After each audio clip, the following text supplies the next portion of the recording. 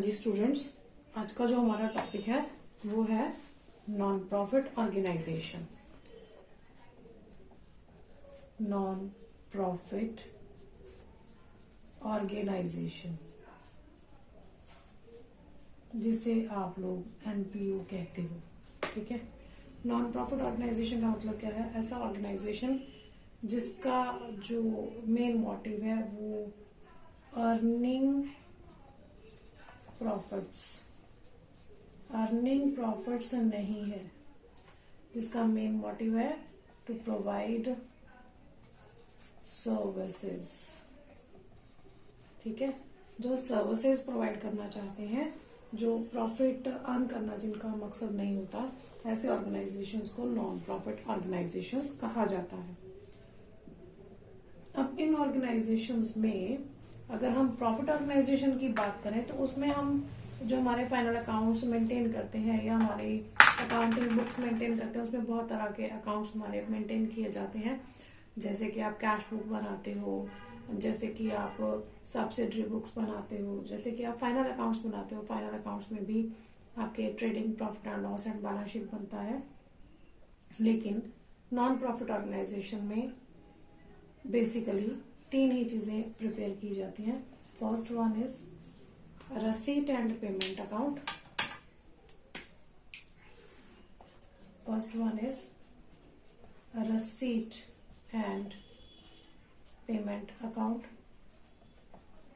ये account just like cash book है, similar to cash book है। कैश बुक का ही दूसरा नाम आप receipt and payment कर दीजिए। ठीक है, बिल्कुल वैसे ही बनाया जाता है जैसे हम कैश बुक बनाते हैं। डेबिट साइड रसीट साइड होती है और क्रेडिट साइड पेमेंट साइड होती है। दूसरा अकाउंट जो मेंटेन किया जाता है वो आपका होता है income and expenditure. Income and expenditure account ये similar to profit and loss account होता है। बिल्कुल जैसे हमने प्रॉफिट एंड लॉस अकाउंट बनाया था, बिल्कुल वैसे ही बनाया जाता है। इनकम साइड होती है डेबिट साइड और एक्सपेंडिचर साइड होती है इसकी, सॉरी एक्सपेंडिचर साइड होती है डेबिट साइड और इनकम साइड होती है क्रेडिट साइड। तीसरी जो चीज बनाई जाती है वो बनाते हैं बैलेंस शीट। बैलेंस शीट जो है वो कोई भी ऑर्गेनाइजेशन है, चाहे वो नॉन प्रॉफिट है या प्रॉफिट अर्निंग ऑर्गेनाइजेशन है, बैलेंस शीट हर कोई बनाता है। तो बैलेंस शीट के लिए हमारे पास कोई भी ऑप्शन नहीं रहता है। ठीक है, बेसिकली हमें ये तीन चीजें बनानी होती है। क्वेश्चन में हमारे पास क्या गिवन होता है? इन दोनों में से कोई एक अकाउंट गिवन होता है। ज्यादातर रसीट एंड पेमेंट गिवन होता है, आपको इनकम एंड एक्सपेंडिचर बनाना होता है और बैलेंस शीट बनानी होती है। बट कई बार आपको इनकम एंड एक्सपेंडिचर दे दिया जाता है और आपसे receipt and payment and balance sheet पूछी जाती है। ठीक है जी, तो ये तीन बेसिक अकाउंट्स जो है वो मेंटेन किए जाते हैं नॉन प्रॉफिट ऑर्गेनाइजेशंस में।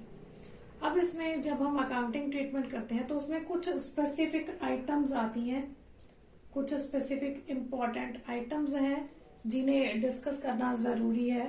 नॉन प्रॉफिट ऑर्गेनाइजेशन का अकाउंटिंग ट्रीटमेंट यानी अकाउंट्स में इसको किस तरह से रिकॉर्ड किया जाता है वो सीखने से पहले हमें कुछ इम्पोर्टेंट आइटम्स के बारे में जानना जरूरी है, जिसमें हमारा फर्स्ट पॉइंट आता है। Very first point is a subscription. Subscription इसे हिंदी या पंजाबी में कहा जाता है चंदा।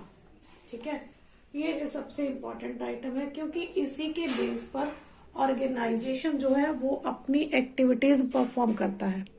ठीक है, इसी के बेस पर ही वो अपने ऑर्गेनाइजेशन की जो एक्टिविटीज है उन्हें परफॉर्म करता है। मतलब जो उनका वर्किंग कैपिटल है वो उसकी सब्सक्रिप्शन पर ही बेस्ड रहता है। ठीक है, और इसे ये आपका सब्सक्रिप्शन जो है मंथली हो सकता है। ठीक है, क्वार्टरली हो सकता है, हाफ ईयरली हो सकता है या फिर ईयरली भी हो सकता है।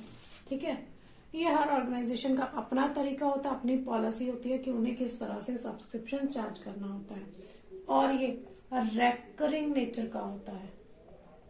रेकरिंग नेचर, रेकरिंग मतलब बार बार, मतलब मैं किसी क्लब की किसी ऑर्गेनाइजेशन की मेंबर हूं तो ऐसा नहीं कि मैंने एक ही बार सब्सक्रिप्शन देना है, मुझे ये सब्सक्रिप्शन उन्हें बार बार देना होता है। अगर मंथली है तो हर महीने, क्वार्टरली है तो हर क्वार्टर के बाद, ईयरली है तो हर साल मुझे ये सब्सक्रिप्शन पे करना होता है। ठीक है। अब ये सब्सक्रिप्शन क्योंकि रेकरिंग नेचर का है, इसलिए इसका अकाउंटिंग ट्रीटमेंट कहा जाता है। ये एक तो जाएगा हमारा रसीट एंड पेमेंट अकाउंट में। ठीक है जी, रसीट एंड पेमेंट अकाउंट में, क्योंकि ये हमें रिसीव हुआ है, ये हमारे लिए रसीट है। ठीक है। दूसरा ये जाता है इनकम एंड एक्सपेंडिचर अकाउंट में, क्योंकि ये रेकरिंग नेचर का है, so that it is our income, ये हमारा इनकम सोर्स है, तो इसलिए ये हमारे दो अकाउंट्स में जाता है, रसीट एंड पेमेंट में और इनकम एंड एक्सपेंडिचर अकाउंट में। ठीक है जी। अब इसका ट्रीटमेंट कैसे होता है, मैं साथ के साथ इसका आपको अकाउंटिंग ट्रीटमेंट भी बताऊंगी, क्योंकि सब्सक्रिप्शन जो है इसके ऊपर आपको शॉर्ट नोट आ सकता है अकाउंटिंग ट्रीटमेंट का। ठीक है। अब देखिए इसमें क्या क्या ऑप्शंस हो सकते हैं, क्या क्या कंडीशंस दी जा सकती हैं कि इसको हमें किस तरह से एडजस्ट करना है इनकम एंड एक्सपेंडिचर अकाउंट में। ठीक है। रसीट एंड पेमेंट में तो हमने total subscription, receipt and payment account पे टोटल सब्सक्रिप्शन कितना रिसीव हुआ है वो शो करना है। सपोज कीजिए एक ऑर्गेनाइजेशन के 100 मेंबर हैं, पर मेंबर 100 रुपया है। ठीक है।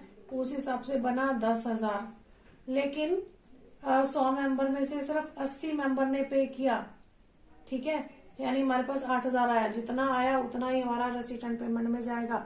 इसमें कोई आपके पास ऑप्शन नहीं है कि आपने पूरा 10,000 ही शो करना है। रसीट एंड पेमेंट में जितना भी मिला, सपोज कीजिए 10,000 इस साल का था और पिछले साल वाले कुछ मेंबर्स थे, उनका भी रहता था सब्सक्रिप्शन पे करने वाला, तो 5,000 रुपया हमारा वो आ गया, तो टोटल हमारा आ गया 15,000 रुपया। तो हम रसीट एंड पेमेंट में 15,000 डालेंगे। सपोज किसी पर्सन ने नेक्स्ट ईयर के लिए एडवांस में 2,000 रुपया पे कर दिया, तो प्लस 2,000 17,000, जितना हमें रिसीव हो रहा है उतना सारा का सारा कहाँ जाएगा, रसीट एंड पेमेंट में। लेकिन इनकम एंड एक्सपेंडिचर क्योंकि हमारा प्रॉफिट एंड लॉस है, तो प्रॉफिट एंड लॉस में हम हमेशा ही करंट ईयर की इनकम या करंट ईयर के एक्सपेंसेस शो करते हैं। तो इसका मतलब सब्सक्रिप्शन भी हमें करंट ईयर की ही चाहिए। ठीक है। उसमें हमें ये नहीं देखना है कि हमें टोटल कितना रिसीव हुआ, हमने देखना है कि करंट ईयर का इनकम कितना बनता है, उतना ही हमें वहां पे शो करना है। तो उसके लिए बेसिकली हमारे पास कुछ केसेस दिए गए हैं। सबसे पहले जब हमें ईयर वाइज ब्रेकअप सब्सक्रिप्शन का ना गिवन हो, मतलब हमें ये कह दिया कि सपोज एक एग्जांपल ले लेती हूँ मैं, सपोज ये कह दिया गया कि 2019 के दौरान टोटल सब्सक्रिप्शन हमें रिसीव हुआ, टोटल सब्सक्रिप्शन हमें रिसीव हुआ 50,000 का। ठीक है। ये हमारा सब्सक्रिप्शन है, टोटल हमें रिसीव हुआ 50,000 का 2019 में। ठीक है। अब इसमें क्या है, कहता सब्सक्रिप्शन ड्यू थी, subscription due eight the end of 2019। Subscription हमारा ड्यू था 10,000 का। ड्यू मीन्स आउटस्टैंडिंग, ठीक है जी। फिर हमारे पास दिया है subscription due at the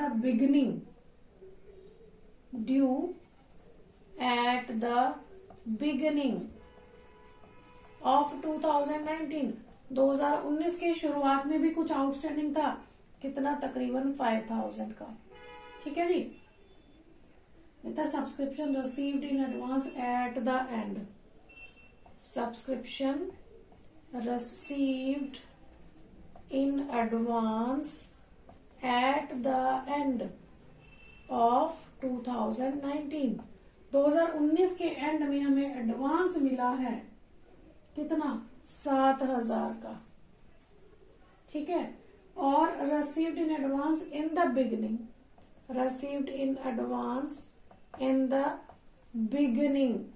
of 2019, ये हमें रिसीव हुआ है 4,000 का। कहता है ये बताओ इनकम एंड एक्सपेंडिचर में कितना जाएगा।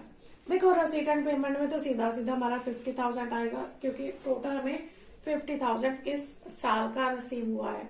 लेकिन इनकम एंड एक्सपेंडिचर में तो हमें सिर्फ और सिर्फ क्या चाहिए, जो हमारे करंट ईयर से रिलेटेड। अब देखेंगे हमारा करंट ईयर से रिलेटेड क्या है। जो करंट ईयर से रिलेटेड है वो तो 50,000 में ऐड करेंगे। जो करंट ईयर से रिलेटेड नहीं है, नेक्स्ट ईयर का है या प्रीवियस ईयर का है, उसे हम इसमें से एक्सक्लूड कर देंगे। कैसे, देखिए हम लिखेंगे total subscription received during year, during 2019, हम ईयर नहीं लिखते 2019 लिख लेते हैं। कितना है, 50,000।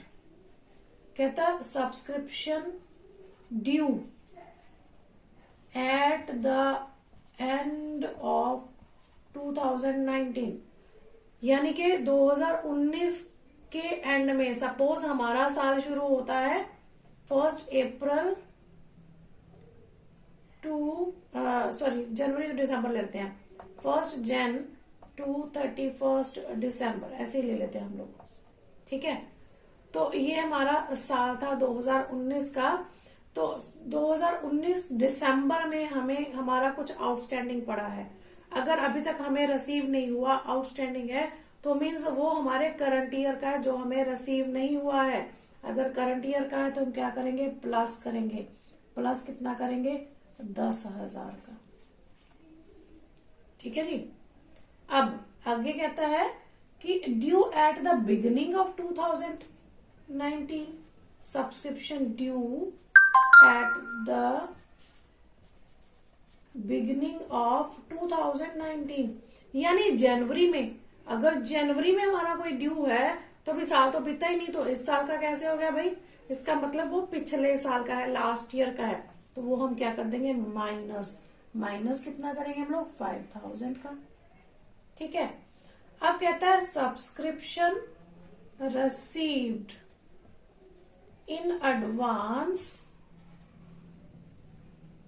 एट द एंड ऑफ 2019, साल के एंड में, दिसंबर में अगर हमें एडवांस मिला तो इसका मतलब वो 2019 का नहीं है, वो 2020 का है, तो करंट ईयर का नहीं है। तो हम माइनस कर देंगे भाई, जो करंट ईयर का नहीं है हमें नहीं चाहिए, माइनस कर दो। ठीक है, अब ऐड करेंगे subscription received in advance at the beginning of 2019। अगर साल की शुरुआत में, अगर जनवरी में हमें कोई एडवांस मिला है तो वो इस साल के लिए 2019 के लिए एडवांस होएगा ना, पिछले साल के लिए तो नहीं होएगा, अगले साल के लिए भी नहीं होएगा।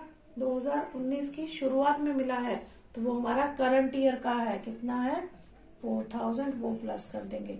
अब यहां से प्लस माइनस करके हमारा जो आइटम आएगा वो हमारा शो करेंगे हम इनकम एंड एक्सपेंडिचर की क्रेडिट साइड में। क्यों, क्योंकि ये हमारी इनकम है। इनकम एंड एक्सपेंडिचर की क्रेडिट साइड में बाय सब्सक्रिप्शन कितना बनेगा, प्लस की कितने है, 14, 50, 60 और 64। 64 में से 12 माइनस कर दीजिए, 2, 5, 52,000 जो है वो हमारा इनकम एंड एक्सपेंडिचर में शो होएगा। इसका मतलब ये था कि जो हमें 50,000 मिला है उसमें कुछ तो है जो पिछले साल हमारा ड्यू था वो आ गया बीच में, कुछ जो अगले साल का एडवांस है वो भी इंक्लूड कर दिया, कुछ जो पिछले साल का एडवांस था, जो इस साल का एडवांस था वो भी उसमें इंक्लूड नहीं किया। ठीक है, तो इस तरह से हमने वो सारा कैलकुलेशन किया जो हमारा करंट ईयर का था, तो वो हमने ऐड जब किया तो हमारे पास ये फिगर आया 52,000 का। तो हम इनकम एंड एक्सपेंडिचर की क्रेडिट साइड में शो करेंगे 52,000। ठीक है जी। पहला तरीका तो ये था जब हमें ईयरली इसका क्या कहते हैं, बाइफर्केशन नहीं दिया है कि 2019 के लिए कितना है, 20 के लिए कितना है, 18 के लिए कितना है, ऐसा कोई बाइफर्केशन नहीं है। हमें टोटल बता दिया कि टोटल हमें रिसीव हुआ इतना, वो किस साल का है किस साल का नहीं है, तो हमें इस तरह से उसका एडजस्टमेंट करना है। अगर आपको इसको रट्टा मार के याद करना है तो रट्टा भी हो सकता है। आप कैसे करोगे कि टोटल सब्सक्रिप्शन रिसीव्ड, उसमें ऐड करोगे आप outstanding at the end of the year, and received in advance in the beginning of the year, ये दोनों चीजें आप प्लस करोगे, लेकिन दो चीजें ही माइनस होंगी। अगर आपका आउटस्टैंडिंग एट द बिगिनिंग है वो लेस होएगा, और अगर received in advance at the and है तो वो भी लेस होएगा, क्योंकि वो प्रीवियस ईयर या नेक्स्ट ईयर से रिलेटेड है, करंट ईयर से रिलेटेड नहीं है। ठीक है, अब दूसरे केस पे आते हैं, जब हमें ईयर वाइज बाइफर्केशन गिवन हो। ईयरली कैसे, हमारे पास 3 साल का गिवन है, सपोज 3 साल का गिवन है 2009, 2010, 2011। ठीक है, तो ये हमें गिवन है जी 724,000 एंड 1800। ठीक है, देखो अगर 2009 का है वो पिछले साल से रिलेटेड है, 2011 के तो अगले साल से रिलेटेड है, तो करंट ईयर का क्या है 24,000, हमें क्या चाहिए करंट ईयर का। ठीक है, तो हम लिखेंगे सब्सक्रिप्शन रिसीव्ड कितना 24,000। अब इसमें हमारा कोई आउटस्टैंडिंग है इस ईयर या पिछले साल कोई एडवांस मिला था इस साल के लिए, वो हम इसमें इंक्लूड करेंगे। ठीक है, क्या इंक्लूड करेंगे, अगर हमें पिछले साल कोई एडवांस मिला था, यानी एडवांस इन द बिगिनिंग, यानी 2009 में अगर कोई एडवांस मिला था वो उसमें प्लस करेंगे, और कोई आउटस्टैंडिंग इन 2010 है वो भी हम क्या करेंगे प्लस करेंगे, और हमारा टोटल अमाउंट यहाँ पे आ जाएगा कि हमारा इस साल का हमारा टोटल सब्सक्रिप्शन कितना रिसीव होना चाहिए, जो हमारे इनकम एंड एक्सपेंडिचर अकाउंट में शो किया जाएगा। ठीक है जी, तीसरा केस ये है जब हमें नंबर ऑफ पर्सन्स गिवन हो। अब यही क्वेश्चन लेते हैं, सपोज हमसे ये कहा जाता है कि टोटल मेंबर्स 100 है, पर मेंबर 1000 सब्सक्रिप्शन है। ठीक है, गलत हो गया हमारा, फिर तो ज्यादा हो जाएगा, मेंबर बढ़ा लेते हैं। मेंबर है हमारे पास 30। ठीक है, उस हिसाब से हमारा सब्सक्रिप्शन बनना चाहिए था, टोटल सब्सक्रिप्शन फॉर 2010 हमारा बनना चाहिए था 30,000 का। ठीक है, सपोज कीजिए एडवांस इन द बिगिनिंग, यानी पिछले साल 2009 में हमें कुछ एडवांस मिला था कुछ 1000 रुपए का। ठीक है, और इस साल के इसका मतलब यहाँ पे जो डिफरेंस आएगा वो क्या हो जाएगा, हमारा इस साल का आउटस्टैंडिंग कितना है। ठीक है, यहाँ पे 2000 कर लो, 24 और 2 26, टोटल कितना 30,000, 30,000 माइनस 26,000 कितना हो गया 4,000। ये हमारा क्या है बैलेंसिंग फिगर, लेकिन हमें हमारे इनकम एंड एक्सपेंडिचर अकाउंट में शो क्या करना है, ये फिगर शो करना है। अगर आपको शॉर्ट क्वेश्चन में आता है तो आपको इस तरीके से सॉल्व करना है, लेकिन अगर लॉन्ग क्वेश्चन है तो उसमें आपको सीधे सीधे टोटल अमाउंट 30,000 वहां पे शो करना है इनकम एंड एक्सपेंडिचर अकाउंट में। ठीक है जी, तो ये था हमारा सब्सक्रिप्शन। नेक्स्ट हमारा आ गया जी life membership fee. Second point हमारा आता है लाइफ मेंबरशिप फी। देखो एक तो ये सब्सक्रिप्शन हमारा जो रेकरिंग नेचर का है, लेकिन ये जो लाइफ मेंबरशिप फी है ये नॉन रेकरिंग नेचर है। क्या है ये नॉन रेकरिंग। अगर ये नॉन रेकरिंग है मीन्स ये कैपिटल रसीट है। ठीक है, ये क्या है कैपिटल रसीट है। अगर ये कैपिटल रसीट है तो ये जाएगी कैपिटल फंड में। ठीक है, यानी ये जाएगी बैलेंस शीट में। कहा जाएगी बैलेंस शीट में, ये हमारे इनकम एंड एक्सपेंडिचर में नहीं शो की जाएगी। ये एक तो जाएगी हमारी रिसीट एंड पेमेंट में, दूसरा जाएगी हमारी बैलेंस शीट की लायबिलिटी साइड में। ठीक है जी, तीसरा हमारा डोनेशन। डोनेशन मतलब दान मिलना, हमें हम डोनेट करने जाते हैं ना, किसी अनाथ आश्रम में जाते हैं वहां पे कुछ डोनेट कराते हैं, तो ये भी हमारा 2 तरीके का होता है। एक होता है जनरल डोनेशन, हम कहीं गए ऐसे घूमने फिरने गए थे तो हमने सोचा चलो एक ये ओल्ड एज होम है, यहाँ पे कुछ डोनेट कर देते हैं, कुछ 10,000 रुपया हमने दान कर दिया।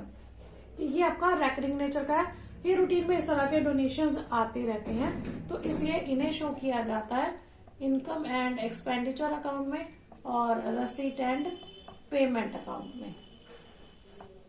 ठीक है, ये इन दोनों अकाउंट में जाते हैं, ये बैलेंस शीट में नहीं जाते।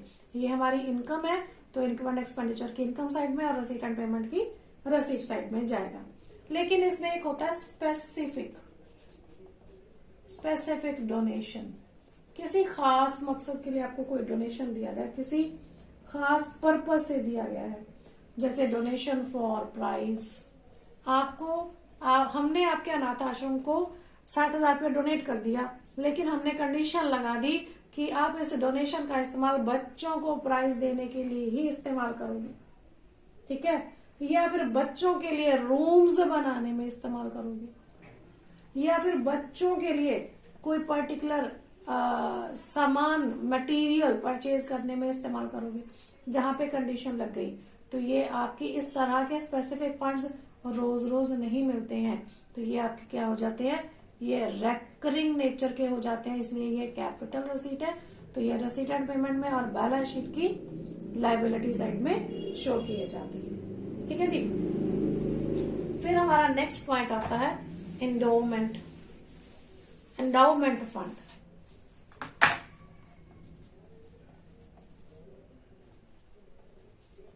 एंडाउमेंट फंड, अब ये एंडाउमेंट फंड क्या है, हमारे पास लिखा है it is a permanent fund created by non profit organisation to provide a regular support to the organisation. It is a capital receipt and should be shown on the liability side of balance sheet. Any interest received from endowment fund investment is credited to income and expenditure account. अब यहाँ से हमें ये तो समझ आ गया कि एक तो ये जाएगा हमारी बैलेंस शीट में लायबिलिटी साइड में, दूसरा ये जाएगा हमारी इनकम एंड एक्सपेंडिचर में, इनकम एंड एक्सपेंडिचर में। ठीक है, अब लेकिन ये है क्या भाई, ये इसका मतलब क्या है, ये चीज क्या है। देखो मैंने ना आपका कोई क्लब है, मैंने आपको कुछ 50,000 रुपए दिए। ठीक है, मैंने आपको कहा ये मैं 50,000 रुपए आपको दे रही हूँ, आप इसे बैंक में डिपॉजिट कर दीजिए।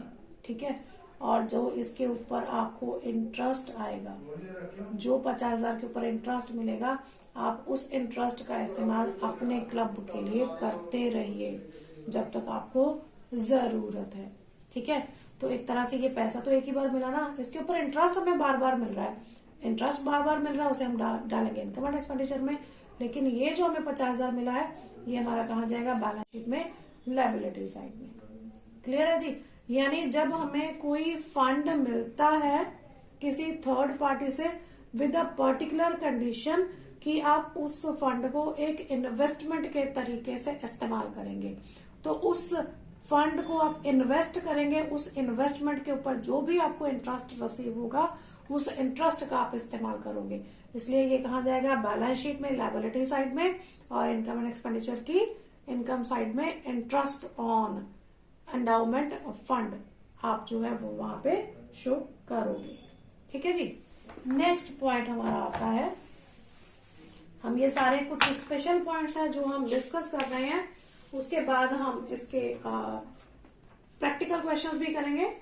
देन हमारे पास sale of obsolete items and waste papers, हमारे पास रद्दी पड़ी है जी, कुछ रद्दी पड़ी थी हमारे पास, मैगजीन्स पड़ी थी, टूटा फूटा कहते हैं ये खेलने का सामान पड़ा था, रैकेट्स पड़े थे, आपके बॉल्स खराब हो गए थे, इस तरह का कुछ वेस्ट मटेरियल पड़ा था जिसे आपने सेल कर दिया, तो ये कहाँ जाएगा, रेसिट एंड पेमेंट में और इनकम एंड एक्सपेंडिचर में।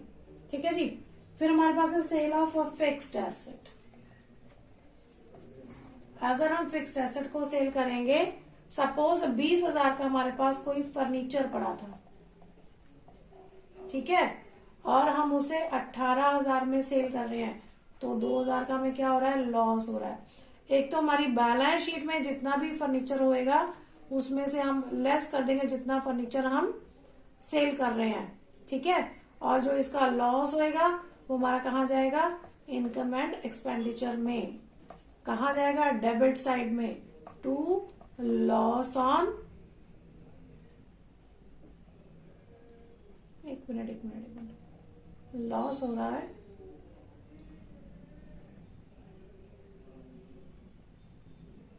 हमारी एंट्री होगी cash account debit, loss by आएगा यहाँ पे बेटा, नहीं ठीक है, right, to loss on sale of fixed asset. ठीक है जी, तो इस तरह से हम इसका ट्रीटमेंट करेंगे। नेक्स्ट हमारे पास है जी इंटरेस्ट ऑन फंड इन्वेस्टमेंट।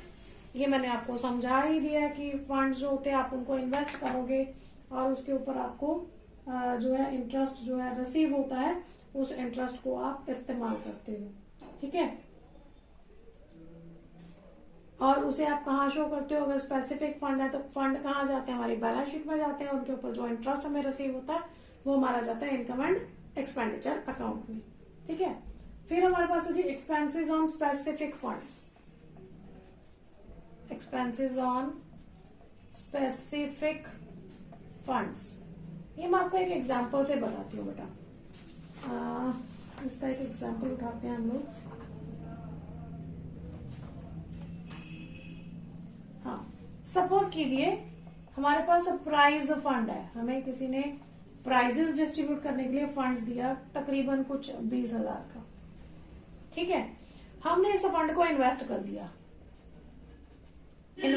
इस फंड को 20,000 का, तो इसके ऊपर हमें क्या मिलेगा? इंटरेस्ट इसके ऊपर हमें तकरीबन मिल रहा है जी 1,000 रुपए का। ठीक है, और इसके ऊपर हमारे कुछ खर्चे हो गए,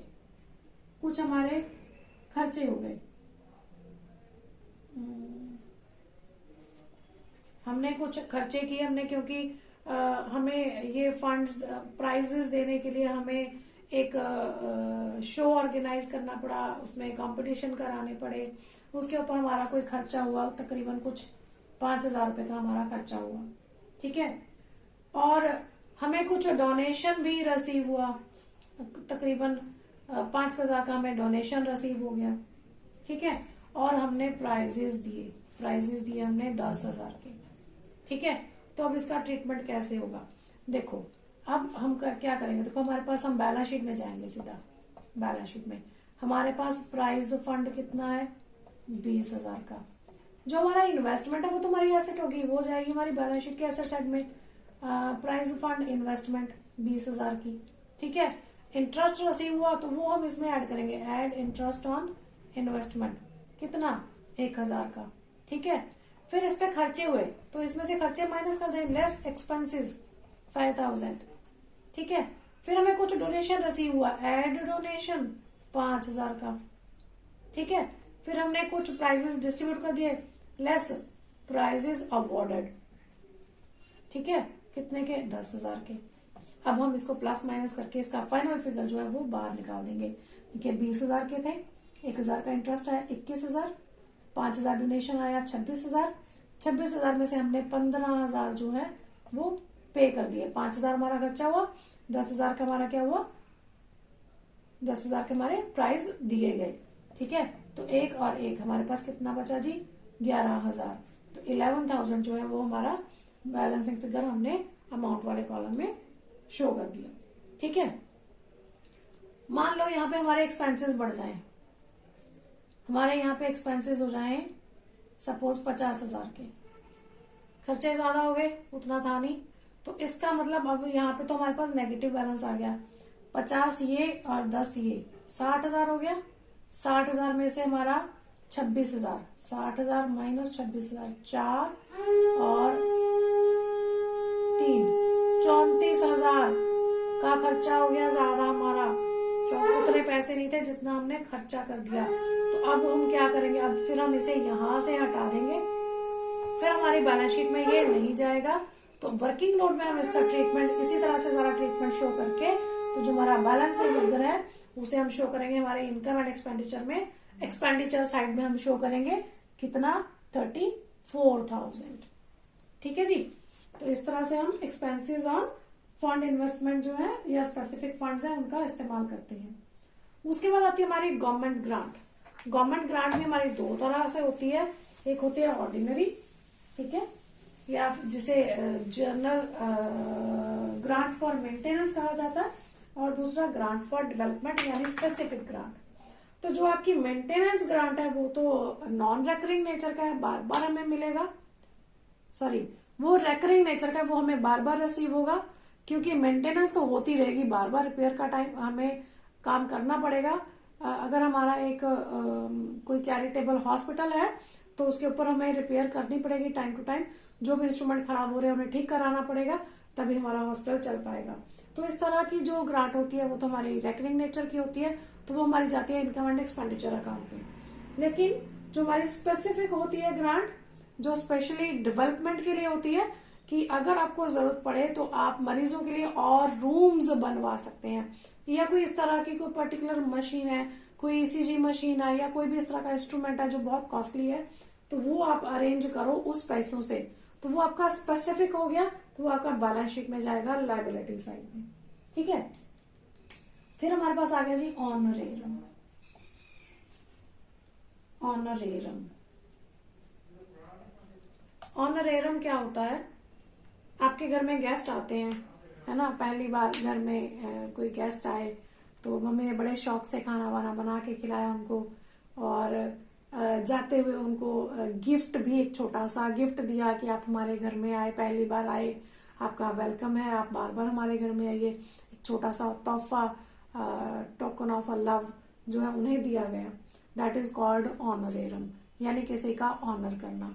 ऐसे ही हमारा एक चैरिटेबल ऑर्गेनाइजेशन है जहां पे हमने किसी गेस्ट फैकल्टी को कॉल किया, उन्होंने आके वहां पे हमारे लिए कोई लेक्चर दिया, कोई डेमोन्स्ट्रेशन दिया, या किसी तरह की कोई एक्टिविटी परफॉर्म की, या जैसे हमारा हॉस्पिटल है तो हमने किसी एक्सपर्ट को कॉल किया तो उसने एक फ्री कैंप लगाया पेशेंट्स के लिए, तो बदले में हम लोगों ने हमारे ऑर्गेनाइजेशन में उनको एक अमाउंट या कुछ भी ऐसा आइटम गिफ्ट किया जिसके ऊपर हमारा कुछ खर्चा हुआ, ठीक है।